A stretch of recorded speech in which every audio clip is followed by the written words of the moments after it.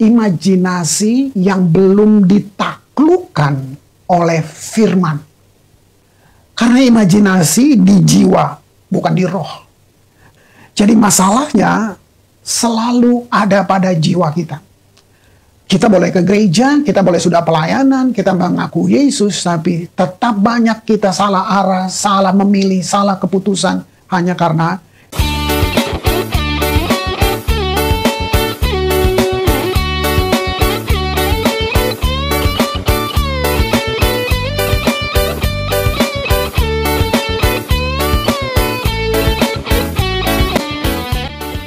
Tuhan Yesus, hamba berdiri di sini siap untuk menyampaikan isi hatimu, firman-Mu itu sendiri.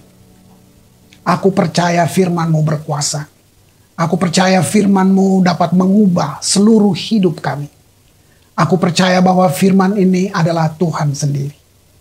Berbicara Aba, kami butuh tuntunan dan suara-Mu. Kami siap untuk menerimanya di dalam nama Tuhan Yesus.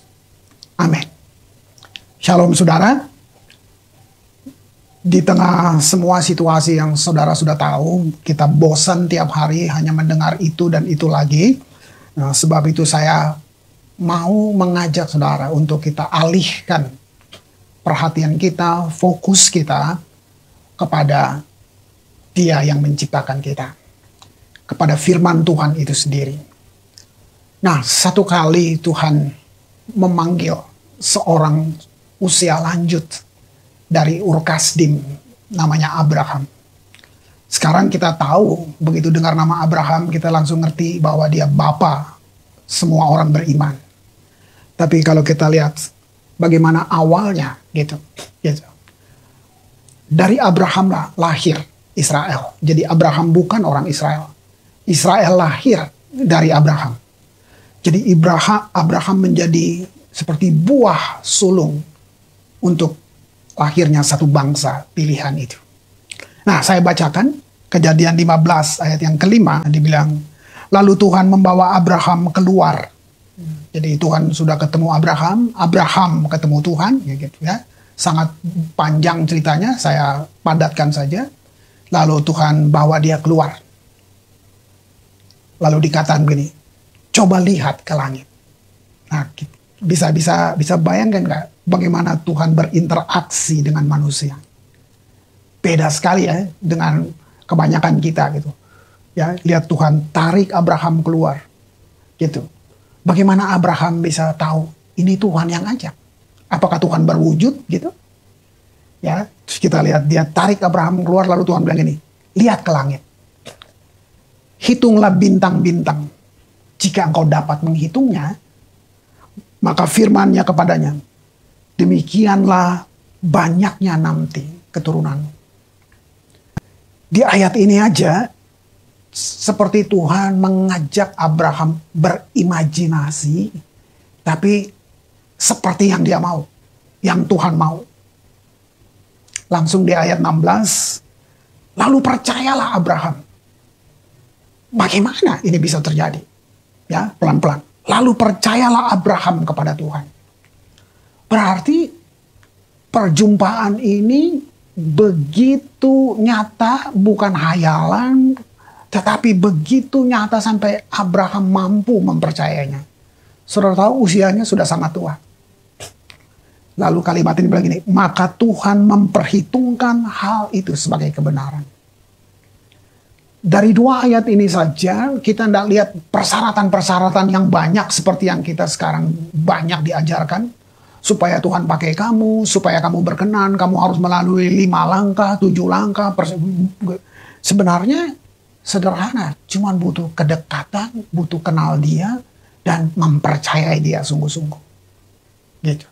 Jadi yang jadi penghalang buat kita di sini adalah imajinasi yang belum ditaklukkan oleh firman. Kalau sekarang saudara mau bawa kisah itu buat kita hari ini, adalah satu imajinasi kita yang belum ditaklukkan oleh firman. Karena imajinasi di jiwa, bukan di roh. Jadi kalau imajinasi tidak ditaklukkan oleh firman, nah jiwa ini kemana-mana. Bisa salah arah, gitu saudara. Jadi masalahnya selalu ada pada jiwa kita. Kita boleh ke gereja, kita boleh sudah pelayanan, kita mengaku Yesus, tapi tetap banyak kita salah arah, salah memilih, salah keputusan, hanya karena yang jadi remote control untuk mengendalikan hidup kita, jiwa, bukan spirit. Itu dia. Ya. Alkitab katakan, Mazmur 139 ayat 14, aku bersyukur kepadamu oleh karena kejadianku dahsyat dan ajaib. Ini pernyataan Daud waktu dia menulis Mazmur ini. Ya, artinya gini, ajaib itu bisa lagi sangat rumit dan misterius. Waktu Daud mengerti ini, cuman satu. Dia bilang ini, saya bersyukur Tuhan. Karena kejadian saya sangat rumit dan misterius. Aku bersyukur kepadamu oleh karena kejadianku dahsyat dan ajaib. Ajaib apa yang kau buat?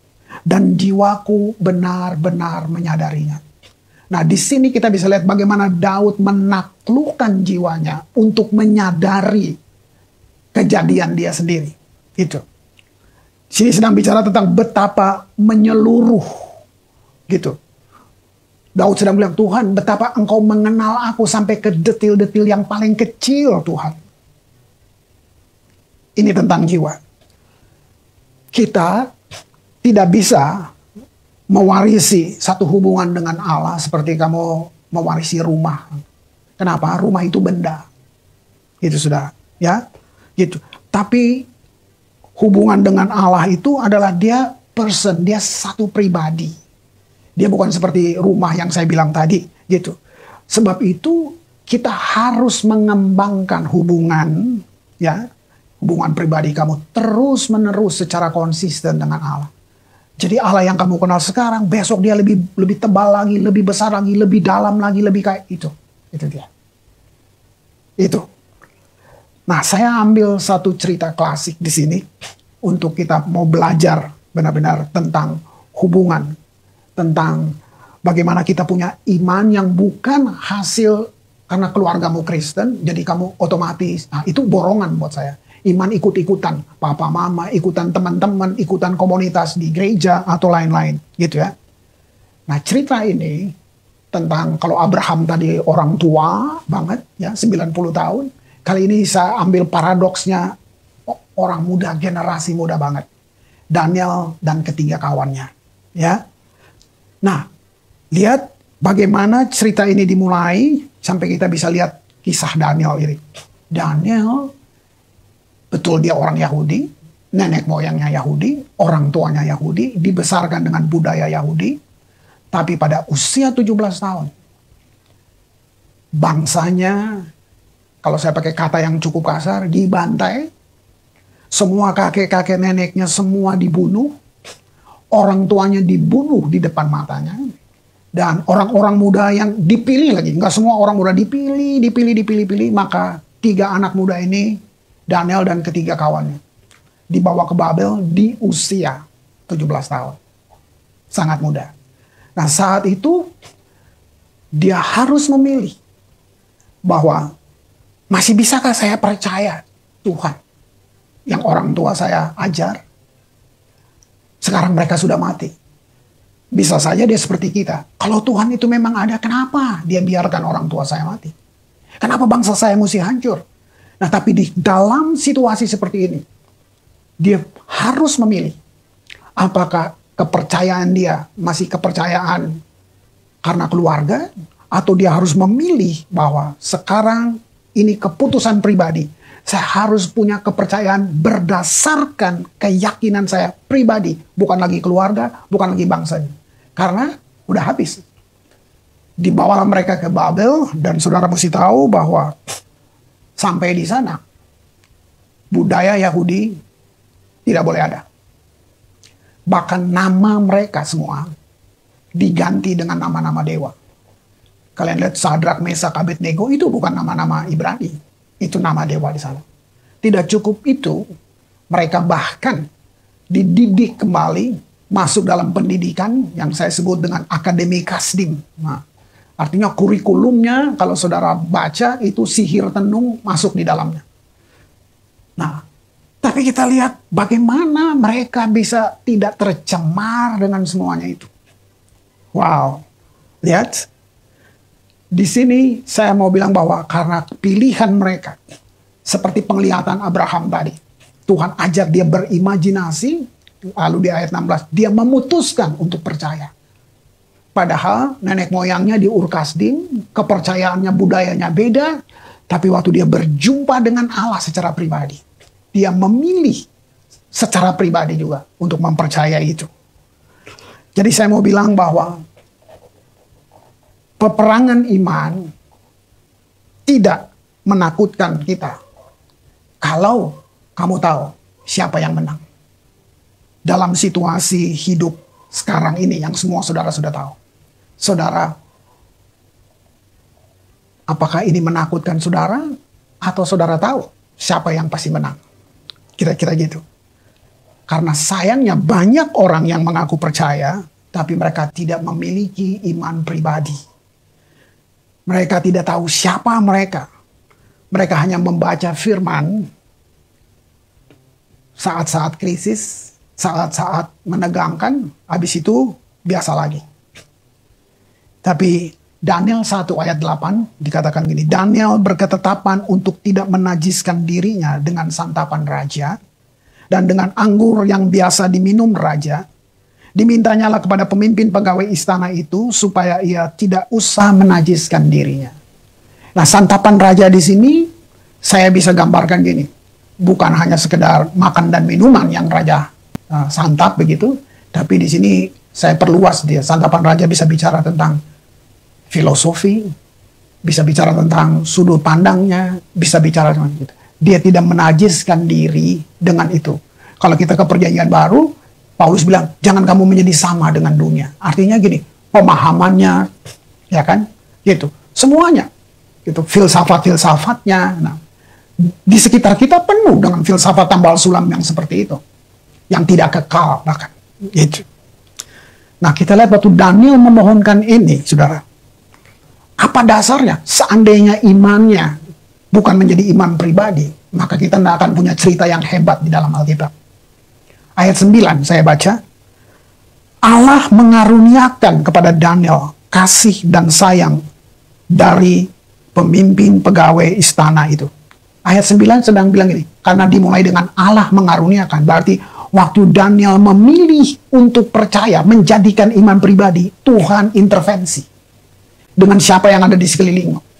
Dengan siapa orang, dengan siapa kamu bekerja. Dengan siapa kamu ada di perusahaan itu. Wow. Saya terusin. Berkatalah pemimpin pegawai istana itu kepada Daniel. Aku takut kalau tuanku raja yang telah menetapkan makanan dan minumanmu berpendapat bahwa kamu kelihatan kurang sehat daripada orang-orang muda lain yang sebaya dengan kamu. Sehingga karena kamu aku dianggap bersalah oleh raja. Jadi ini bukan keputusan yang mudah. Waktu Daniel sodorkan permohonannya, pegawai istana ini ada dalam seperti dia di dalam, kalau dia salah mengizinkannya, dia bisa dibunuh. Dan dia bilang dia takut, ini kan titah raja gitu. Ayat 11, kemudian berkatalah Daniel kepada penjenang yang telah diangkat oleh pemimpin, ya. Pegawai istana itu mengawasi Daniel, Hananya, Misael dan Asaria. Adakanlah pencobaan dengan hambamu ini selama 10 hari, dan biarkanlah kami diberikan sayur untuk dimakan dan air untuk diminum. Lihat gini, dari mana Daniel tiba-tiba muncul ide tentang menu makanan yang seperti ini? Gitu. Ini yang saya bilang wahyu dari Tuhan. Apakah Daniel mempelajari gizi selama waktu dia masih di Israel? Apa dia seorang ahli gizi? Tiba-tiba dalam situasi seperti itu. Ini yang saya bilang, waktu iman kamu jadi iman yang pribadi, kamu akan melihat hal-hal yang tadinya kamu tidak tahu. Bahkan bisa dalam seketika, itu seperti apa ya, saya bilang ada impresi. Nah, itu yang Tuhan bisa kasih buat setiap kita. Daniel berani menantang, uji kami, gitu. Sesudah itu bandingkanlah perawakan kami dengan perawakan orang-orang muda yang makan dari santapan raja. Kemudian perlakukanlah hambamu ini sesuai dengan pendapatmu. Artinya gini, kalau gagal, perlakukan kami sesuai pendapatmu. Kalau dia bilang ini, bunuh. Itu konsekuensinya. Lihat itu. Ayat 14, didengarkannya lah perintah mereka itu, lalu diadakan pencobaan dengan mereka selama 10 hari. Setelah lewat 10 hari, ternyata perawakan mereka lebih baik dan mereka kelihatan lebih gemuk daripada semua orang muda yang telah makan dari santapan raja itu. Tangkap baik-baik, mereka tidak lihat hasilnya di depan. Mereka bertindak dengan iman, baru hasilnya ada. Sama seperti tadi, Tuhan bilang buat Abraham, lihat itu bintang. Kalau kamu bisa menghitungnya, keturunanmu akan sebanyak itu. Abraham gak lihat hasilnya. Tapi dibilang Abraham mempercayai Tuhan. Sekarang saudara dan saya semua dihitung sebagai keturunan Abraham. Wow. Lihat, reputasi ini ya telah membuat pemimpin pegawai istana menyetujui eksperimen 10 hari ini. Nah, saya mau bongkar sedikit.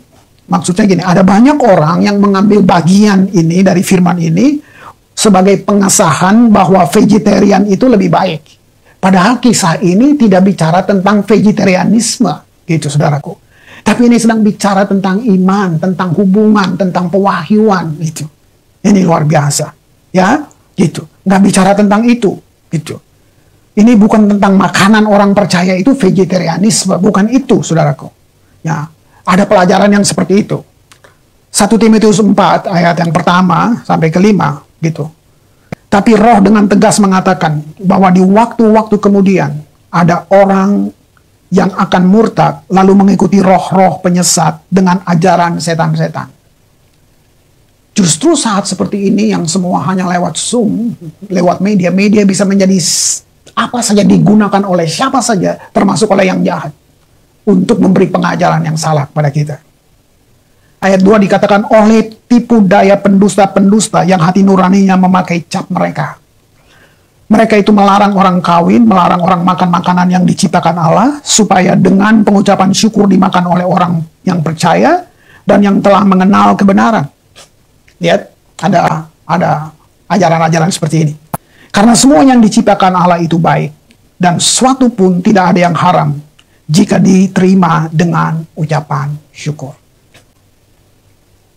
Sebab semua yang dikuduskan oleh firman Allah dan oleh doa. Sampai di sini, saudara, kita tutup pintu untuk pengajaran-pengajaran vegetarianisme, oke? Tidak ada salahnya dengan orang memilih untuk tidak makan daging, itu nggak salah. Tapi waktu saudara mulai mengajar kalau tidak makan daging bisa membuat seorang jadi lebih kudus. Ini yang salah. Ya, gitu. Ini kita sedang melayani doktrinnya penipu. Atau saya mau katakan doktrinnya iblis, gitu. Kenapa? Sebab karena salib, semua peraturan-peraturan apa saja sudah dihapus. Roma 14 ayat 17 mengatakan sebab kerajaan Allah bukanlah soal makanan dan minuman, tetapi soal kebenaran, damai sejahtera, sukacita oleh Roh Kudus. Jadi makanan Daniel telah membuat dia lebih hebat daripada orang-orang lain di sekelilingnya. Tapi hubungan dia dengan Tuhan, ya, gitu. Jadi bukan makanan yang membuat dia begitu. Maksud saya gitu. Tapi hubungan dia dengan Tuhan yang membuat perbedaan ini. Gitu. Hubungan pribadi dengan Tuhan itu menjadi dasar bagi keberhasilan mereka. Bayangkan, mereka hidup di bangsa yang berbeda banget. Tadi saya sudah bilang, seluruh budaya mereka harus mati. Mereka harus dijadikan orang seperti bangsa itu. Katakanlah kalau saya bawa saudara ke Ambon, saudara diubah jadi orang Ambon. Gitu. Tapi pertanyaankah, apakah itu bisa mengubah identitas saudara yang sejati di dalam? Lihat itu. Wow. Hubungan ini, ya, bukan hanya melindungi mereka dari yang jahat, bukan, tapi membuka pintu kepada hikmat. Itu yang saya bilang tadi.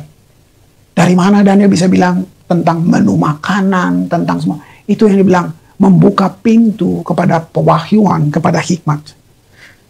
Satu perkenanan yang tidak tertandingi dari semua orang-orang muda yang ada di Babel. Ayat 20, Daniel 1 ayat 20 bilang, dalam tiap setiap hal yang memerlukan kebijaksanaan dan pengertian yang ditanyakan raja kepada mereka, didapatinya bahwa mereka 10 kali lebih cerdas daripada semua orang berilmu dan semua ahli jampi di seluruh kerajaan. Lihat itu. Ini yang dibilang hubungan melahirkan, atau saudara dapat hikmat, saudara dapat pewahyuan, saudara dapat luar biasa. Nah, saudara dan saya, kita sedang ada di masa yang cukup menantang. Sebab itu, jangan sampai kita salah pilih. Bagi manusia, sulit. Bagi Tuhan, nggak ada yang sulit. Tangkap ini, kiranya rohmu mendengar ini. Hikmat dunia akan dipatahkan lagi oleh hikmat dunia.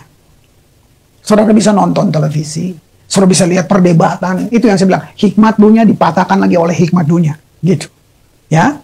Kenapa? Karena hikmat dunia tidak kekal. Teologi juga tidak kekal. Gitu. Kalau ya, pasti kita semua sama pemahamannya. Kenapa gereja mesti berbeda-beda padahal Alkitabnya sama? Itu bukti bahwa teologi tidak kekal. Tapi firman itu kekal.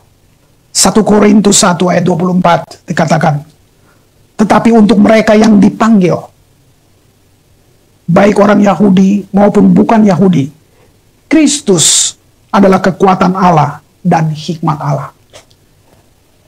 Dengan kata lain gini, hikmat bukan tentang permainan kata.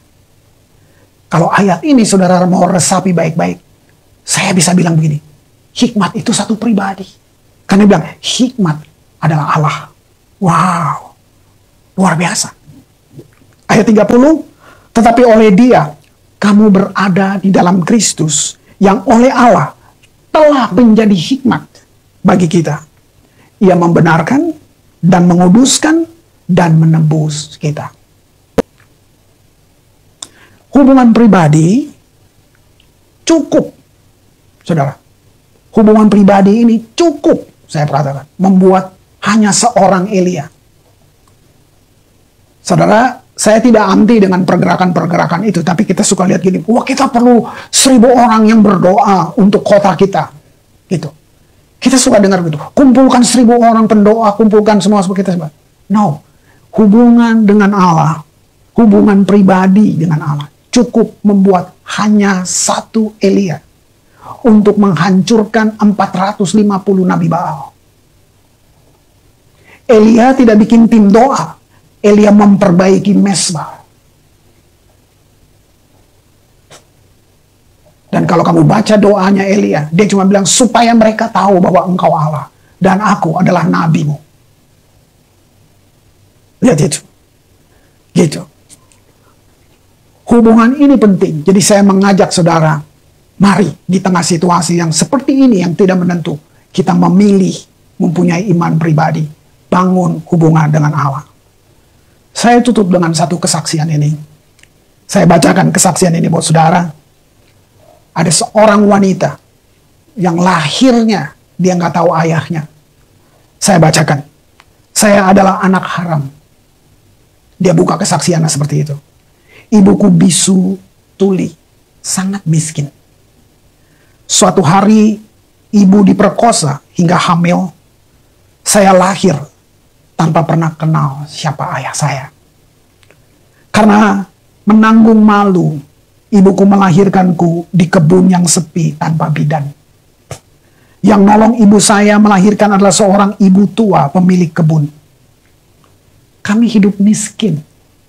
Sehingga dalam umur yang masih sangat muda, saya terpaksa bekerja untuk mencari sesuap nasi.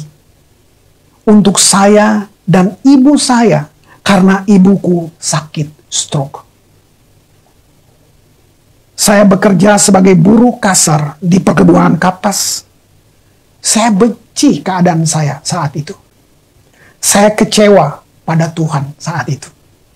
Karena dia tidak adil atas hidup saya. Di saat kebanyakan anak muda menikmati hidup yang layak, saya harus bergumul dalam penderitaan. Sungguh saya tidak paham kenapa dilahirkan dan tidak melihat kehidupan yang baik. di masa depan.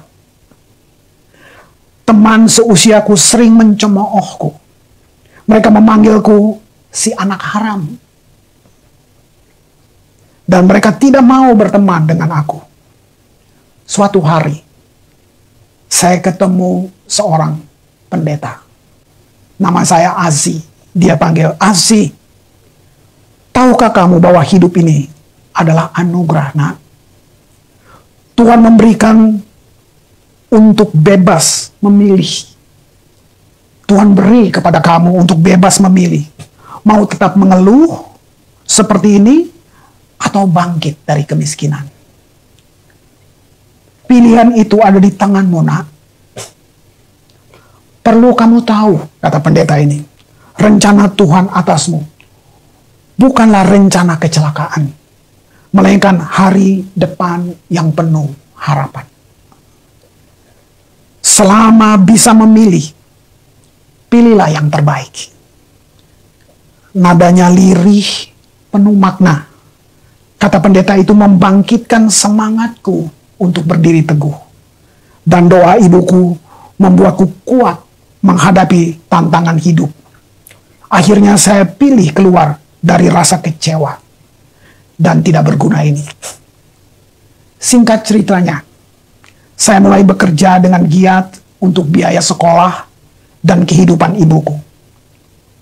Berkat doa ibuku serta bekerja keras, akhirnya Tuhan memberkatiku dengan limpah. Saya meraih kesuksesan. Terus dia bilang ini, tahukah Anda siapa nama saya? Saya adalah Azi Taylor Morton, Menteri Keuangan Amerika Serikat pada zaman Presiden Jimmy Carter.